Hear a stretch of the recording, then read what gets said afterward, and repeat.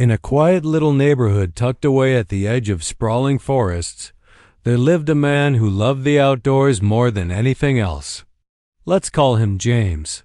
James wasn't your typical suburban guy with a white picket fence and weekend barbecues. No, he was different. He liked getting his hands dirty, spending hours in the wilderness, tracking animals, setting up campfires, and just soaking in the peace that only nature could offer. His backyard opened right into thick woods that seemed endless and untouched by the chaos of city life. For years, James had been hunting in those woods. Not because he needed to, but because it was something he grew up doing.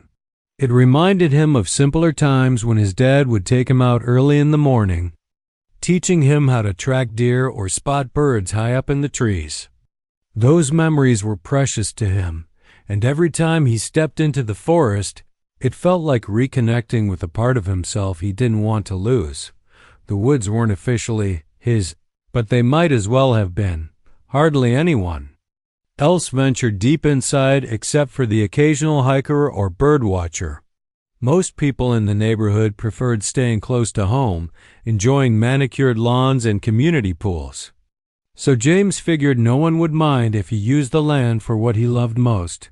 And honestly, why would they? The animals were plentiful, and he made sure never to leave trash behind or disturb the ecosystem unnecessarily. He thought of himself as a guest, taking only what he needed and leaving everything else as it was. But then came the day that changed everything. One crisp autumn morning, James returned from a successful hunt, just a couple of rabbits this time, to find an envelope taped to his front door. At first glance, it looked harmless enough, maybe even important. But when he opened it, his blood began to boil. Inside was a letter from the Homeowners Association, HOA, the group responsible for keeping the neighborhood looking perfect and running smoothly. They had fined him $500 and ordered him to stop hunting immediately. According to them, his activities posed a safety risk and disrupted the tranquility of the area. James couldn't believe it. Safety risk? What safety risk? He'd been hunting in these woods for years without causing any trouble. Sure, he carried a rifle, but he knew exactly what he was doing. He followed all the rules, wore bright orange during hunting season, and always double-checked his surroundings before firing a shot. Besides, the nearest house was miles away, far beyond earshot of any gunshot. Who was he really disturbing? And then there was the hypocrisy of it all. The HOA claimed they cared about preserving the natural beauty of the area, yet here they were punishing someone who actually respected the land. James had seen plenty of neighbors toss cigarette butts on the sidewalk or let their dogs run wild through flower beds. Where were the fines for that? Why single him out? Still fuming, James decided to dig deeper. He wanted answers, not just for himself, but because something about this whole situation felt off. So he started asking around, talking to other residents to see if anyone else had heard about similar issues. That's when he learned something surprising. Technically, the woods behind his house weren't owned by the HOA. In fact, they weren't owned by anyone in the neighborhood at all. Instead, they belonged to a timber company, a company that hadn't paid much attention to the land in years. This revelation hit James like a ton of bricks. If the HOA didn't own the land, how did they have the authority to tell him what he could or couldn't do there? More importantly, if the land was up for grabs, why shouldn't he be the one to claim it? After all, he'd spent countless days exploring every inch of those woods. He knew them better than anyone else. And if buying the land meant protecting his way of life while giving him leverage over the HOA, well, that sounded like a plan worth considering. Over the next few weeks, James poured his energy into researching the timber company.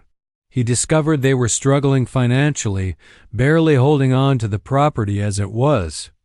With some careful planning and a bit of creative financing, he realized he might actually be able to afford purchasing the land outright. It wouldn't be easy. He'd have to dip into savings he'd set aside for retirement. But the idea of owning the very woods he loved felt too good to pass up. As he sat in his living room one evening, staring at maps spread across his coffee table, James allowed himself a small smile. This wasn't just about revenge anymore. It was about standing up for himself, proving a point, and maybe even teaching the HOA a lesson they wouldn't soon forget.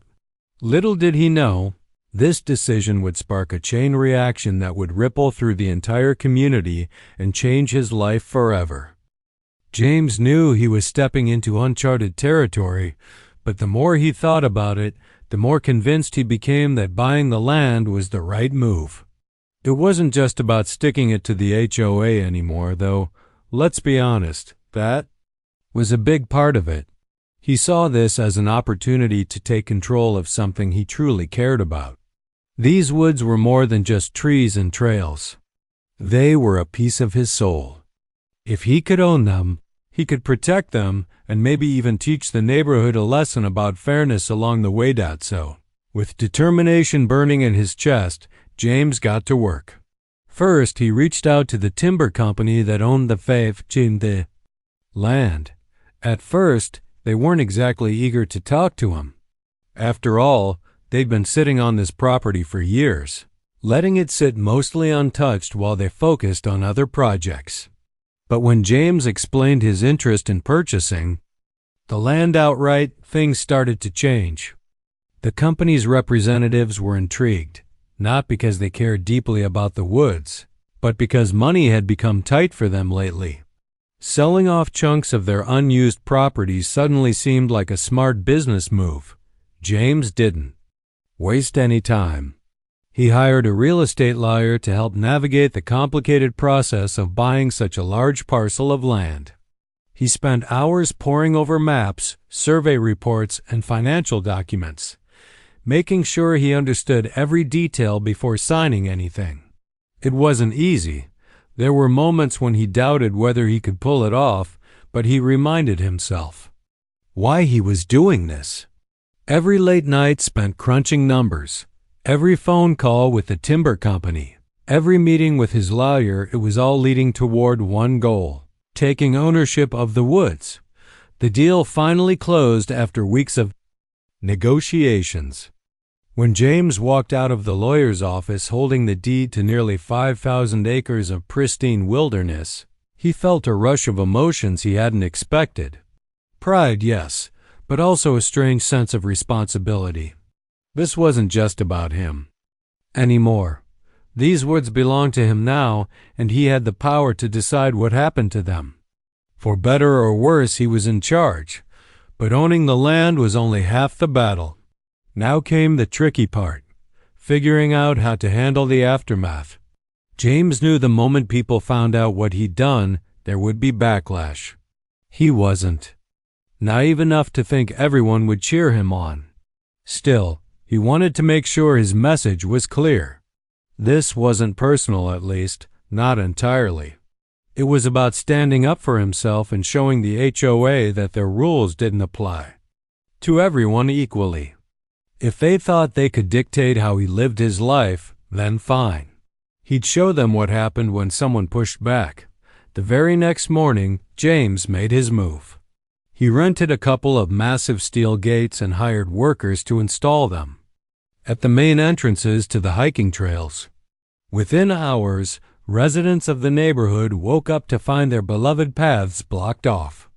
Bright orange signs bolted to the gates read, *, private property, no trespassing. There was no mistaking what had happened. The trails were closed for good. Word spread quickly. By mid-morning, groups of neighbors had gathered near the gates, staring in disbelief. Some snapped pictures with their phones, others argued loudly about what to do next. A few tried to push past the barriers, only to realize they weren't going anywhere.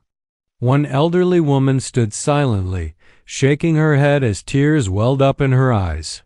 She'd been walking these trails every day for years, she said. Where would she go now? As the commotion grew, James watched from a distance. He didn't feel guilty, far from it, but he couldn't deny the impact his actions were having. He'd known shutting down the trails would upset people, but seeing it unfold in real time was surreal. Kids who used to ride their bikes through the woods looked lost, unsure where to channel their energy now. Parents whispered angrily among themselves, wondering how they'd explain this to their children. Even people who rarely visited the trails seemed affected, as though losing access to the land somehow diminished their quality of life. By late afternoon, the HOA had called an emergency meeting. Dozens of residents packed into the community center, voices rising in frustration as they demanded answers. Who was responsible for this? Why had the trails been closed? And most importantly, what could they do to fix it? That's when James decided to make his presence known. Walking into the crowded room, he stood at the front and faced the angry crowd. For a moment, there was silence. Everyone stared at him, some with confusion, others with outright hostility. Finally, someone shouted, "Did you do this? Did you close the trails?" James nodded calmly. "Yes," he said simply. "I bought the land." A wave of murmurs rippled through the room. People exchanged shocked glances, trying to process what they'd just heard. Someone else spoke up, their voice trembling with anger. "Why would you do that? Those trails belong to everyone." James raised an eyebrow. "Actually," he replied, "they don't. They never did. You've been using private property without permission for years. I'm just enforcing my rights as the owner." His words hit like a punch to the gut. The room erupted into chaos, with people yelling accusations and insults. Some accused him of being selfish, others called him vindictive. A few even suggested legal action, though no one seemed sure what laws they could actually invoke. Through it all, James remained calm, letting the storm wash over him without flinching. Noise finally died down. He continued. "Look," he said, his tone firm but measured. "I didn't wake up one day and decide to ruin your lives. I did this because the HOA fined me for hunting, a hobby I've enjoyed responsibly for years. You guys made it clear that my rights don't matter to you. So now I'm making it clear that yours don't matter to me either." The room fell silent again. His point was impossible to ignore. Whether they liked it or not, James had exposed a flaw in how the community operated. Rules had been enforced unevenly, favoring certain activities over others. And now, those same rules were coming back to bite them, all because one man decided to fight back. As the meeting ended and people filed out, tempers still simmering, James lingered behind. He didn't expect anyone to thank him for what he'd done. In fact, he fully anticipated the backlash to grow worse before it got better. But deep down, he hoped this might spark a conversation, a chance for the neighborhood to reconsider how they treated each other. Because if nothing else, James knew one thing for sure: sometimes you have to shake things up to get people to listen.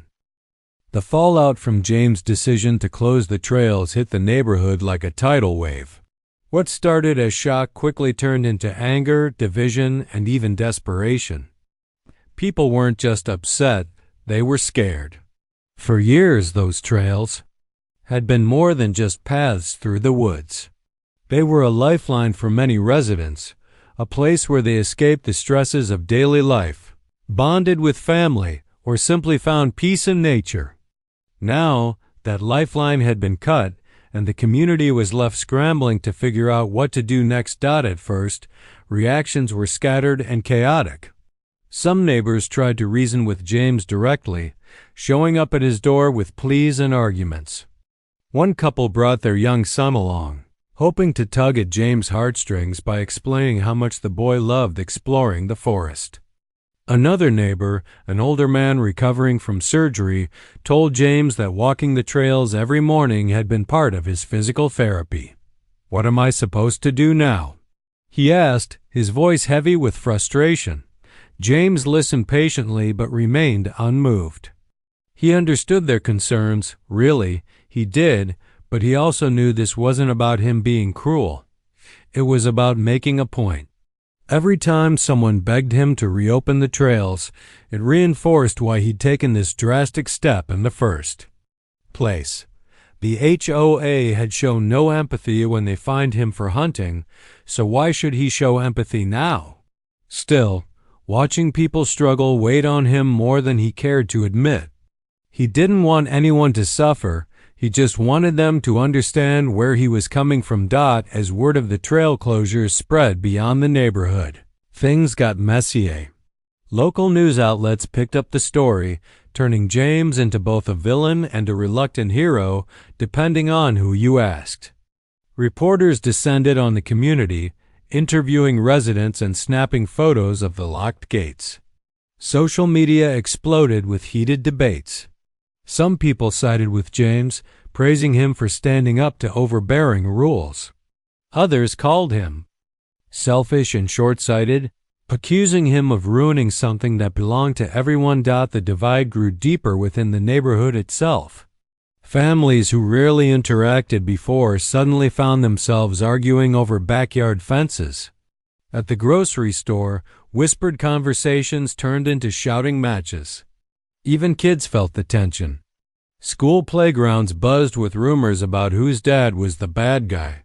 Friendships fractured, and once friendly streets became battlegrounds of resentment. The HOA scrambled to regain control, holding meeting after meeting to discuss possible solutions, but the options were limited. Legally, there wasn't much they could do. James owned the land fair and square, and unless they could prove he'd violated some obscure zoning law, his actions were completely within his rights. Fundraising efforts to buy back the land fizzled out almost immediately. Most residents couldn't afford to pitch in, and those who could weren't convinced it was worth the cost. Frustration boiled over during one particularly heated HOA meeting. A group of parents stood up, demanding action. "Our kids have nowhere to play," one mother shouted, her face red with emotion. "This isn't just about hiking, it's about our quality of life." Others chimed in, sharing stories about how the trails had helped them cope with anxiety, depression, or grief. A retired teacher broke down in tears, saying she used to walk the trails to clear her mind after losing her husband. Now she felt trapped, like the world had shrunk around her. Amid the chaos, a few voices tried to take a different approach. One resident suggested reaching out to James again, not to argue, but to negotiate. Maybe, they reasoned, there was still room for compromise. Another proposed organizing a petition to pressure local officials into stepping in. While none of these ideas offered immediate relief, they gave people a glimmer of hope. At least they were doing something. Meanwhile, James watched the drama unfold from a distance. He attended a few meetings, mostly to defend his position, but he avoided getting too involved. Privately, though, he couldn't help but reflect on the situation. He hadn't expected the backlash to be this intense or this personal. Sure, he'd anticipated anger, but seeing neighbors turn against each other hurt more than he thought it would. He saw the cracks forming in the community, cracks he hadn't intended to create. One evening, as he sat on his porch watching the sun dip below the horizon, James found himself thinking about the boy who loved exploring the woods. The image stuck with him, the kid's wide eyes, his earnest plea to let him keep using the trails. Was it fair to punish children for decisions made by adults? And what about the older man relying on the walks for his recovery? Could James really justify taking that away? These questions gnawed at him, but he pushed them aside. He reminded himself why he'd done this in the first place. The HOA had treated him unfairly, fining him for something that caused no harm while ignoring other issues in the neighborhood. If anything, this whole ordeal proved his point. Rules needed to apply equally, or they meant nothing at all. Still, James began to wonder if there might be another way forward. Closing the trails had sent a strong message, but maybe keeping them closed forever wasn't the answer. Perhaps he could use this moment to force real change, not just for himself, but for everyone. After all, if the neighborhood came together to address the root problems, maybe they could find common ground. But before he could act on these thoughts, something unexpected happened. Developers caught wind of the controversy and saw an opportunity. Word spread that James owned thousands of acres of prime land ripe for construction. Offers started pouring in, some from companies eager to build housing complexes, others from businesses interested in commercial ventures. One proposal even included plans to turn parts of the forest into a sprawling shopping center. When James heard about the offers, his stomach churned. Selling the land for development would make him rich, far richer than he'd ever imagined, but it would also destroy everything he cared about. The trees would come down, the wildlife would vanish, and the trails would be erased forever. Could he live with that? More importantly, could the community? The idea weighed heavily on him. On one hand, selling to developers would teach the HOA a lesson they'd never forget. On the other hand, it felt wrong to punish innocent people for the mistakes of a few. As much as he disliked the HOA, he didn't hate his neighbors. He didn't want to ruin their lives, he just wanted them to understand his perspective. For days, James wrestled with the decision. He walked the trails alone, trying to quiet his mind and listen to the forest.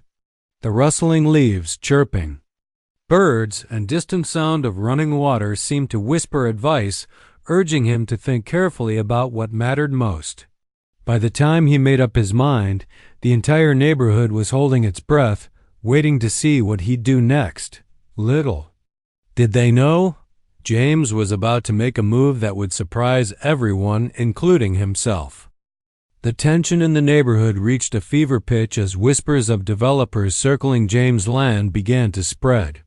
At first, it was just murmurs overheard at the coffee shop or muttered under breath during school drop-offs. But soon, the news became undeniable. Flyers appeared on bulletin boards around town advertising plans for luxury housing estates and family-friendly shopping centers. Renderings showed sleek modern homes carved into the woods, parking lots replacing clearings, and chain stores standing where ancient trees once towered. For many residents, this felt like the final blow. Losing the trails had been hard enough, but the thought of seeing their beloved forest turned into a concrete jungle was unbearable. Parents who'd complained about James shutting down the trails now begged him not to sell to developers. Even some of his harshest critics softened their tone, hoping to appeal to whatever shred of decency they believed he still possessed.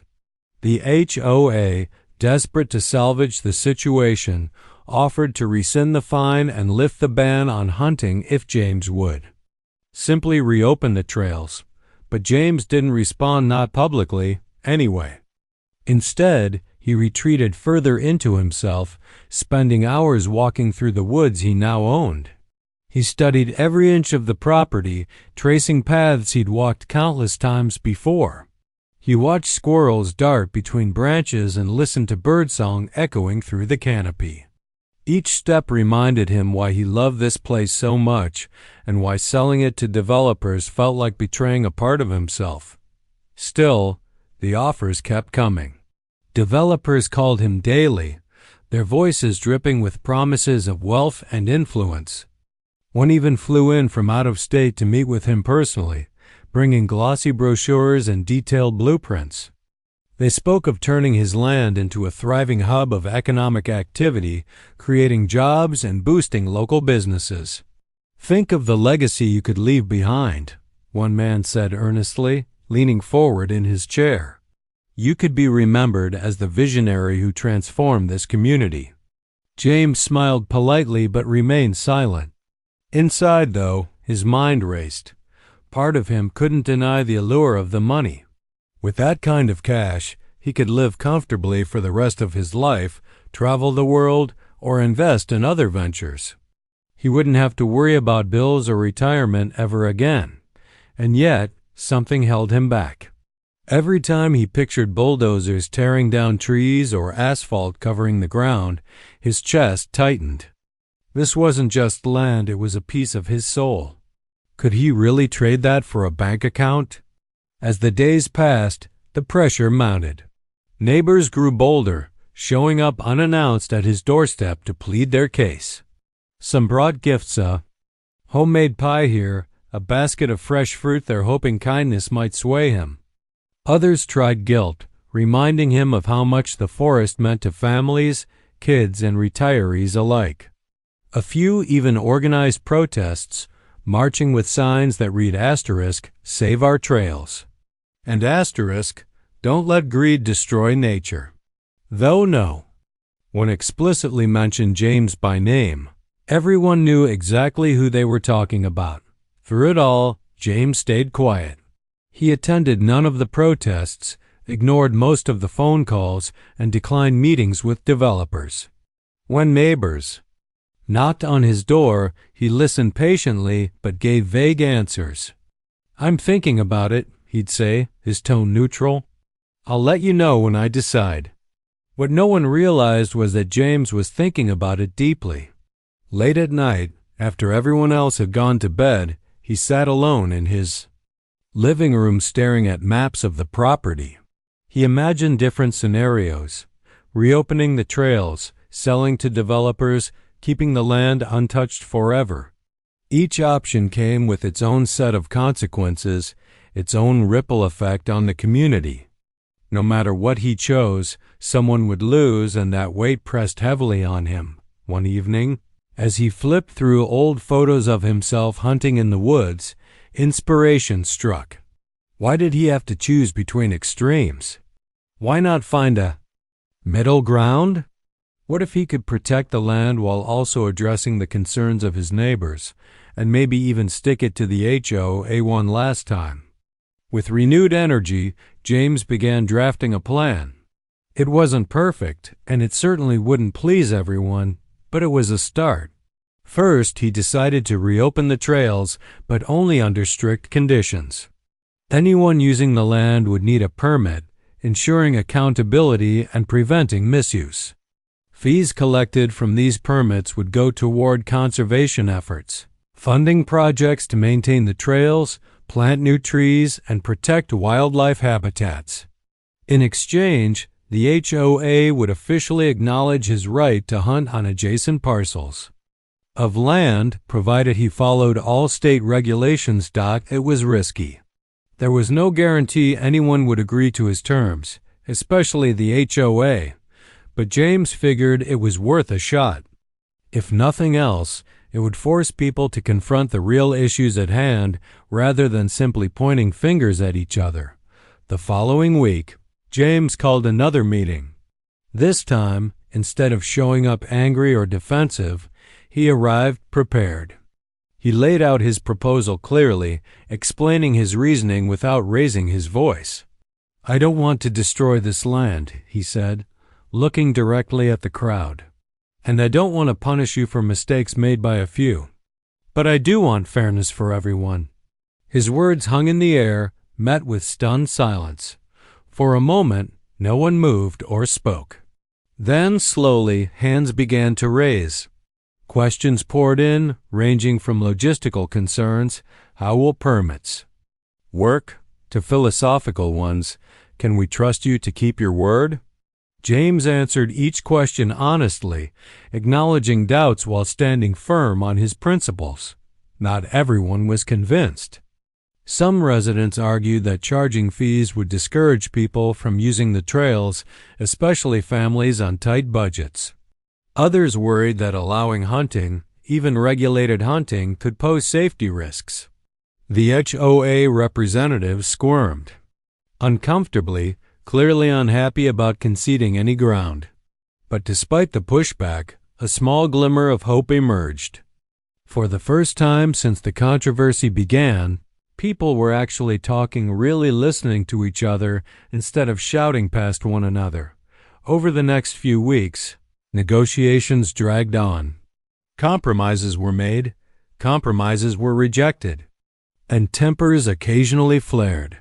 But gradually, a tentative agreement took shape. The HOA agreed to recognize James' right to hunt within specific boundaries, provided he adhered to strict safety measures. In return, James promised to reopen the trails and use permit fees to fund conservation efforts.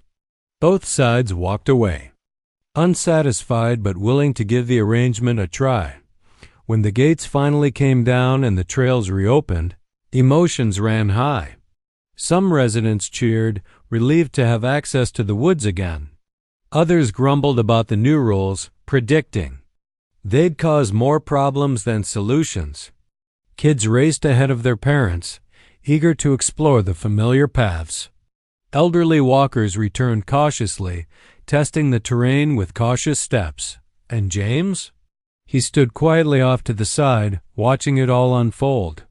He knew this wasn't the end of the story. Reopening the trails didn't erase the resentment or heal the divisions overnight. Arguments still bubbled beneath the surface, waiting for the next trigger to ignite them. But for now, at least, the community had taken a step forward. They'd proven that compromise was possible, even in the face of deep disagreements. As James walked back home that evening, he felt a strange mix of relief and uncertainty. He'd fought for what he believed in, stood his ground, and ultimately found a way to bridge the gap between two opposing sides. Whether it would last remained to be seen, but one thing was certain: the woods were safe for now. And sometimes that was enough. The night before the final round was supposed to be a time for rest, but sleep felt like a distant dream. The girl from Georgia lay awake in her dorm room, staring at the ceiling as thoughts swirled in her mind. She had come so far farther than anyone expected, but now she was standing on the edge of something monumental. Winning the semifinals had been a huge victory, but it also brought its own kind of pressure. People weren't just watching anymore. They were waiting. Waiting to see if she'd stumble, waiting to see if she could handle the spotlight. Her phone buzzed with notifications, texts and messages pouring in from friends and family back home. Her mom's voice note replayed in her head over and over.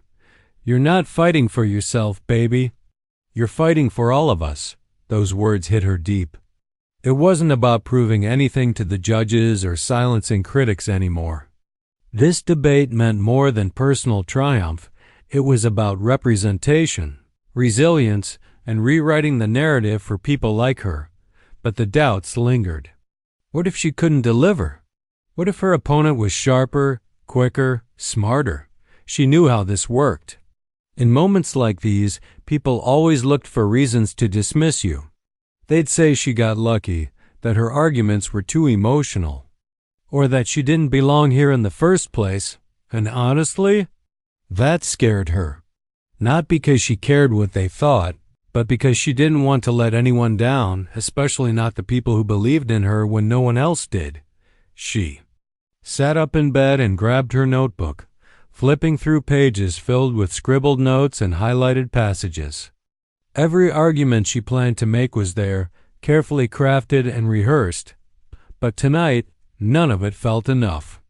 There was a nagging feeling inside her, telling her she needed something more, something real. So instead of focusing on stats and theories, she started jotting down memories, moments from her life that shaped the way she saw the world. Stories about growing up in a community where hope sometimes felt scarce, but determination never wavered. Stories about watching her grandmother fight tirelessly for justice in their neighborhood, even when the odds were stacked against her. These weren't just anecdotes, they were fuel. Fuel to remind her why she was here and what she was fighting for. By the time morning came, she hadn't slept much. Her eyes were heavy, but her spirit was wide awake. As she got dressed and headed to the auditorium, she repeated a simple mantra to herself under her breath: "Stay true." No matter what happened today, she vowed to stay authentic, to speak from the heart while staying grounded in logic. Because that's who she was. That's what made her different. And maybe, just maybe, that's what would make her unforgettable. When she walked into the auditorium, the energy was electric.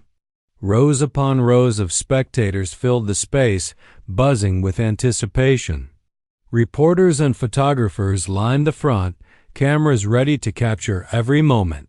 This wasn't just another debate round, it was the grand finale, the culmination of weeks of competition. Everyone wanted to see if the underdog could pull off the impossible. Her opponent was already seated, looking every bit the polished champion he was known to be. He radiated confidence, leaning back casually in his chair as if he already knew the outcome. His reputation preceded him. He was sharp, articulate, and ruthless in dismantling opponents' arguments. Just seeing him made her heart race. But she reminded herself of something important. He might have experience, but she had something he didn't know. Story worth telling. As the moderator took the stage and announced the motion, "This House regrets the glorification of martyrdom in social movements," she felt her stomach tighten. It was a loaded topic, one that demanded philosophical depth and historical insight. Glorification of martyrdom was a double-edged sword. It inspired action but often romanticized suffering. How do you argue against honoring those who sacrificed everything for a cause? Or defend the idea without trivializing their pain?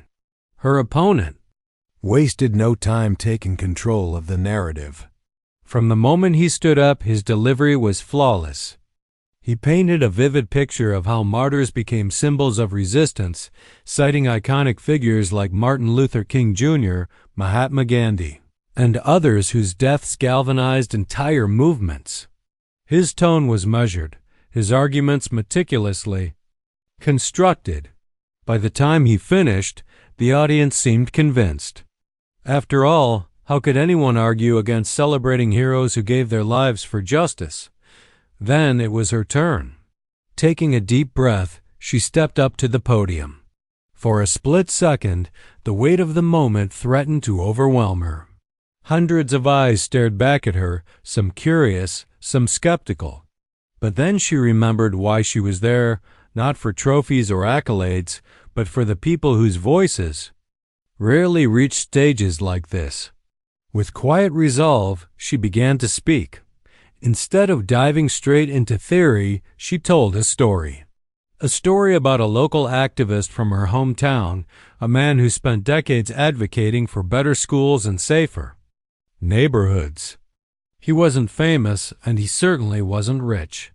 But he showed up day after day, year after year, refusing to back down even when the system tried to silence him. One day, during a protest, he was arrested and beaten so badly that he never fully recovered. Yet, despite the toll it took on his body, he kept going. Why? Not because he wanted to be a martyr, but because he believed in a future where his grandchildren wouldn't have to fight the same battles. Her voice softened as she described visiting him in the hospital, frail and weak, yet still smiling. He didn't sacrifice himself for glory, she said. He did it because he loved his community, because he believed things could change. She paused, letting the words sink in before continuing. And that's the problem with glorifying martyrdom. When we focus too much on the act of dying for a cause, we risk forgetting the work that comes before and after. She went on to explain how glorification shifted attention away from the everyday efforts that sustain movements. It created unrealistic expectations, pressuring people to put themselves in harm's way for recognition. Worse, it allowed society to avoid addressing the root causes of injustice by placing the burden solely on individuals. Her argument wasn't against honoring martyrs, it was about redefining what heroism looked like. True courage, she argued, wasn't about dying for a cause. It was about living for it. About showing up day after day, even when the world told you your efforts were futile. When she finished, The room was silent. Not the awkward kind of silence, but the kind that happens when people are processing something profound. Even her opponent looked thoughtful, as if her words had struck a chord he hadn't anticipated.